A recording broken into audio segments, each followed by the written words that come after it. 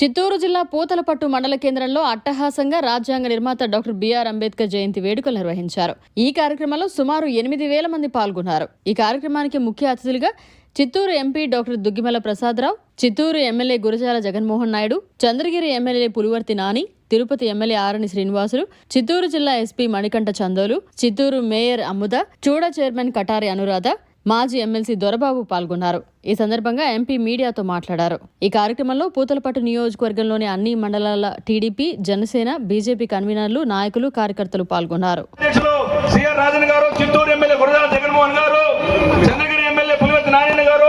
జిల్లా ఎస్పీ గారు, చూడా చైర్మన్ గారు, అందరూ మాజీ ఎమ్మెల్సీ దొరబాబు గారు అందరి సమక్షంలో ఆ యొక్క మహానుభావుని స్మరించుకుంటూ సభాముఖంగా కేక్ కట్ చేసి ఈ యొక్క వేడుకలు ప్రారంభించబడింది.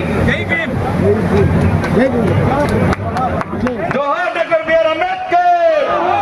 గట్టిగా మా జోహార్లు. జోహార్ డాక్టర్ బిఆర్ అంబేద్కర్. పూతలపట్టు నియోజకవర్గంలో ఇతర ప్రాంతాల్లో అంబేద్కర్ సభ జరుగుతాయి. అంబేద్కర్ గారి జయంతి వర్ధంతి ఉత్సవాలలో సౌండ్ ఏందో మాపండి. ఏ వర్గమో ఏ కులమో వచ్చి నివాళులు అర్పించుకోవడం మాత్రమే చూస్తున్నాం. లేకపోతే రాజకీయ ప్రముఖులు వచ్చి అంబేద్కర్ గారి విగ్రహానికి పూలమాలలు వేసి నివాళులు అర్పించి వెళ్తున్న సంఘటనలు మాత్రమే చూస్తున్నాం. అలా ఎందుకు జరగాలి? ఈ దేశంలో కార్మికుల కోసం, మహిళల కోసం, కర్షకుల కోసం, పీడితుల కోసం, తాడితుల కోసం, వారి గౌరవం కోసం అహర్నిశలు తన యావత్ శక్తిని, యుక్తిని ఉపయోగించి రాజ్యాంగాన్ని నిర్మించినటువంటి బాబాసాహెబ్ అంబేద్కర్ గారికి ఏ వర్గం మాత్రమే ఎందుకు కృతజ్ఞతగా ఉండాలని, ఒక వర్గం మాత్రమే, ఒక కులమో, ఒక సామాజిక వర్గము మాత్రమే ఎందుకు పండగ జరుపుకోవాలి?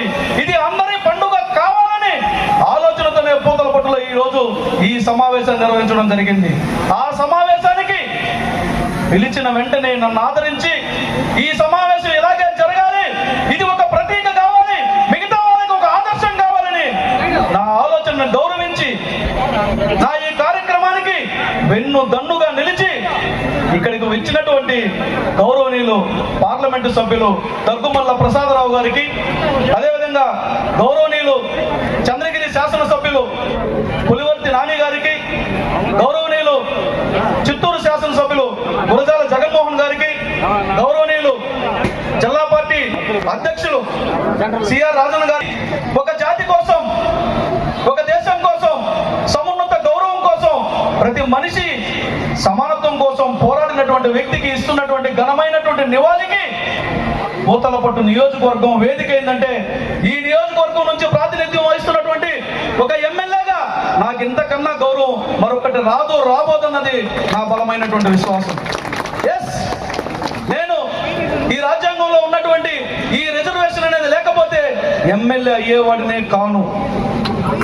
ఎందుకంటే ఈ రిజర్వేషన్ ఫలం ద్వారా నేను ఒక ప్రజాప్రతినిధిని అయితే ఆ రిజర్వేషన్ ఇచ్చినటువంటి ఆ వ్యక్తిని నేను గుండెల్లో పెట్టుకోవాలా, నెత్తిని పెట్టుకోవాలా?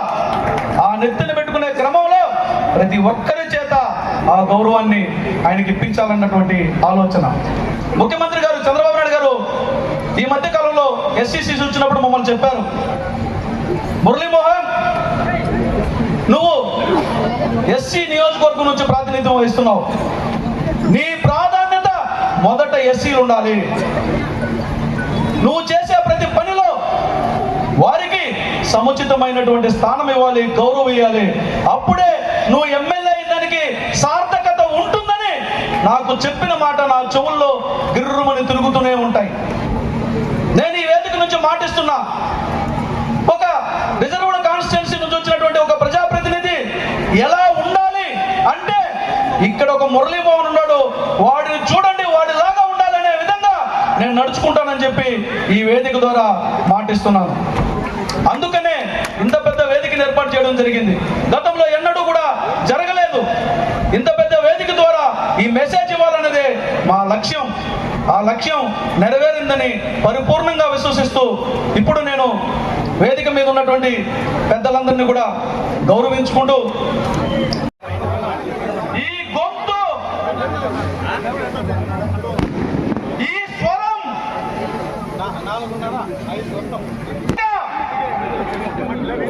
ఎవరి ద్వారా వచ్చిందంటే ప్రతి ఒక్కడికి సమానత్వం కావాలని పోరాటం చేసినటువంటి మహానుభావులలో గౌరవనీయులు డాక్టర్ బాబాసాహెబ్ అంబేద్కర్ గారు ప్రముఖులని తెలియజేయడం కోసం ఈ సభను ఏర్పాటు చేయడం జరిగింది. వచ్చిన తర్వాత ఎన్నో రకాల కులాలు, మతాలు, రాష్ట్రాలు, ప్రాంతాలు, భాషలు ఉన్న ఇంతమంది కూడా మనమంతా కలిసికట్టుగా ఉండగలుగుతున్నామంటే కారణం అంబేద్కర్ గారు మన కోసం రచించిన రాజ్యాంగం. దానిలో ఎన్నో విలువలు ఉన్నాయి. స్వేచ్ఛ, సమానత్వం, సౌభ్రాతృత్వం, లౌకికత్వం. ఈ విలువలన్నీ కూడా ఈరోజు మరొకసారి మనమంతా గుర్తుంచుకోవాలి, పెంపొందించుకోవాలి. ప్రతి ఒక్క విద్యార్థి, ప్రతి ఒక్క మనిషి కూడా వీటన్నిటిని అలవర్చుకోవాలని మనస్ఫూర్తిగా కోరుకుంటూ ఈ అవకాశం ఇచ్చినందుకు ప్రతి ఒక్కరికి కృతజ్ఞతలు. అలాగే ఈ కార్యక్రమానికి విచ్చేసిన పూతలపట్టు నియోజకవర్గ కుటుంబ సభ్యులందరికీ నమస్కారాలు. ఎప్పుడూ లేని విధంగా మన పూతలపట్టు నియోజకవర్గంలో అంబేద్కర్ గారి జయంతిని ఒక పండుగ వాతావరణంలో మనం అందరం ఈరోజు జరుపుకుంటున్నాము. ఈ కార్యక్రమాన్ని ఇంత ఘనంగా నిర్వహించిన ఎమ్మెల్యే గారికి ధన్యవాదాలు తెలియజేసుకుంటూ బిఆర్ అంబేద్కర్ గారిని జన్మదినం చేసుకుంటున్నాం. ఎందుకు ఆయనకి 1990లో భారతరత్న అవార్డు ఇచ్చాం, ఎందుకు అనేది ఎవరికైనా ఐడియా ఉందా? అయితే 2-3 విషయాలే మనం మాట్లాడుకుందాం.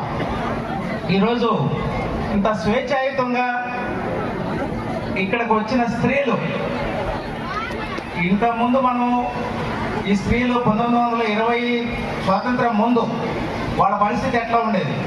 మీరందరూ ఊహిస్తే ఇళ్లలో నుంచి బయటికి రావడానికి వీలు లేకుండా ఉండేది, సమానత్వం ఉండేది కాదు, స్వేచ్ఛ ఉండేది కాదు, ఏ పని చేయడానికి అనుమతించేవాడు కాదు, ఉద్యోగం చేయడానికి అనుమతించేవాడు కాదు. అట్లాంటి వాళ్ళ కోసం ఈ సమాజాన్ని చదివిన డాక్టర్ బిఆర్ అంబేద్కర్ గారు స్త్రీల సమానత్వం కోసం పోరాడాడు, స్త్రీల స్వేచ్ఛ కోసం పోరాడాడు. అంబేద్కర్ గారు స్వాతంత్రం ముందున్న ఫేజ్లో ఏ దేశంలో కూడా స్త్రీలకు ఓటు హక్కు లేదు. పురుషులకు ఉండేది అసమానత్వం, స్త్రీలకు ఓటు హక్కు ఉండేది కాదు. అట్లాంటి ఓటు హక్కు చిన్నగా ఇచ్చినప్పుడు భారతదేశంలో ఎందుకు పెట్టకూడదని చెప్పి స్త్రీలకు కూడా ఓటు హక్కు కోసం ప్రయత్నం చేశారు, సాధించారు. సో అట్లాంటి గొప్ప విషయం కాబట్టినే ఈరోజు దేశం మొత్తం, ప్రపంచంలో కొన్ని దేశాలు కూడా అంబేద్కర్ గారి జయంతిని జరుపుకుంటున్నాయి. అలాగే ఈ చాలా మంది ఉద్దేశంలో ఈయన దళిత వర్గాలకి, బీసీ వర్గాలకి ఏదో చేశాను, వాళ్ళకే పైకి తీసుకొచ్చారని ఒక భావన ఉంది. కాదు, భారతదేశానికి ఆయన చేసిన సేవ గొప్ప విషయం. మనందరికీ అర్థం కావాలంటే మన రాజ్యాంగాన్ని చూసుకోవాలి. ఈ రాజ్యాంగం ఈ రోజున ప్రపంచం అంతా కొట్టుకుంటున్నారు. ప్రపంచం అంతా, ఓ పక్క పాకిస్తాన్, మనతో పాటు స్వాతంత్రం వచ్చిన ఈ దేశాలు ఏవి కూడా శాంతియుతంగా లేవు. నియంతృత్వ పాలన వచ్చేసింది. శ్రీలంకలో లేదు, పాకిస్తాన్లో లేదు, నేపాల్లో లేదు, ఆఫ్రికాలో లేవు, యూరోప్ కంట్రీలో, అభివృద్ధి చెందిన కంట్రీలో కూడా నియంతృత్వాలు వచ్చేసినాయి. కానీ భారతదేశం ఒక్కటే గట్టిగా నిలబడింది. ఏంటంటే దానికి కారణం భారతదేశానికి సంబంధించిన, భారతదేశానికి రెలవెన్స్ ఉన్న ఒక భారత రాజ్యాంగాన్ని ఆ మహనీయుడు, మేధావి మన కోసం అందుబాటులోకి తీసుకొచ్చాడు.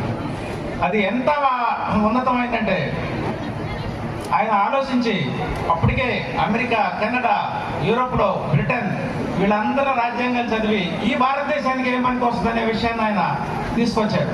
ఎందుకంటే భారతదేశం అన్ని దేశాల్లో ఒక చిన్న దేశం కాదు. కాశ్మీర్ నుంచి కన్యాకుమారి వరకు రకరకాల వేషాలు ఉంటాయి, రకరకాల భాషలు ఉంటాయి, రకరకాల పంటలు పండుతాయి, రకరకాల ఆకారాలు ఉంటాయి. ముక్కు సరిగా ఉండదు, వాళ్ళు ఎర్రగా ఉంటే మనం నల్లగా ఉంటాం. పశ్చిమలో కానీ, ఈస్ట్లో కానీ ఆకారాలు వేరు. వీళ్ళందరూ కలిసి ఉండాలంటే ఎట్లాంటి రాజ్యాంగం కానీ మనం రచిస్తే బాగుంటుందనే ఉద్దేశంతో బ్రహ్మాండమైన రాజ్యాంగం మనకు తీసుకొచ్చారు. భారతదేశం యూనిటీగా ఉండడానికి అది మనకు ప్రయత్నం చేస్తుంది. ఈ రోజు కూడా 75-76 సంవత్సరాల తర్వాత అభివృద్ధి చెంది ఇంత యూనిటీగా ఉంటున్నారు, విచ్ఛిన్నం కాకుండా ఉంటున్నారు, భాషాపరకంగా సమస్యలు లేకుండా ఉంటారు, తర్వాత వేషధారంలో సమస్యలు లేకుండా ఉంటారంటే దీనికి కారణం బాబాసాహెబ్ అంబేద్కర్ గారు రచించిన భారత రాజ్యాంగం. చాలా మందికి అనుమానం ఉంది, భారత రాజ్యాంగం బాబాసాహెబ్ ఒక్కడే రచించారా? చాలా మంది ఉన్నారు దాని వెనకాలని. అయితే 1946 సంవత్సరం ఈ భారత రాజ్యాంగాన్ని కమిటీ వేసినప్పుడు ఎవరెవరు వేశారని ఒక నిమిషం చూద్దాం. ఈయన్ని మొత్తం 7 మంది 8 మంది వేస్తే ఆ 7 మంది ఏకగ్రీవంగా బాబాసాహెబ్ గారిని చైర్మన్ చేద్దాం డ్రాఫ్టింగ్ కమిటీ, అంటే రాజ్యాంగం రచించడానికి ఈయన మెయిన్గా పెట్టుకుందామని పెట్టుకున్నారు. పెట్టుకున్న తర్వాత ఎవరన్నా ఉన్నారా అంటే ఒక అతను ఫారిన్ కంట్రీ వెళ్ళిపోయాడు లండన్, ఇంకొక అతను నాకు బిజినెస్ ఉంది నేను రాలేను, నేను దీనిలో పార్టిసిపేట్ చేయలేను అన్నాడు. ఇంకొక అతను జ్వరం వచ్చింది ఆయన అన్సారీ అని రాలేకపోయాడు. సో ఇంతమంది ఉండి మిగతా వాడు ఇంత సమస్యాత్మకమైన రాజ్యాంగాన్ని నేను కాంట్రిబ్యూట్ చేయాలనంటే ఆయన ఒక్కడే కూర్చొని 2 సంవత్సరాల 11 నెలలు రాజ్యాంగాన్ని రచించి జవహర్లాల్ కాన్స్టిట్యూషన్ అసెంబ్లీకి ప్రజెంట్ చేసిన ఘనత ఆయనకే దక్కుతుంది. అయితే ఇట్లా ఒట్టి రాజ్యాంగమే ఉందా మనకి? రాష్ట్రాలు కేంద్ర ప్రభుత్వం కలిసి ఉండాలా, కొట్టుకోవాలా? మరిన్ని అప్డేట్స్ కోసం మన HN9 టీవీ ఛానల్ ని సబ్స్క్రైబ్ చేసుకోండి.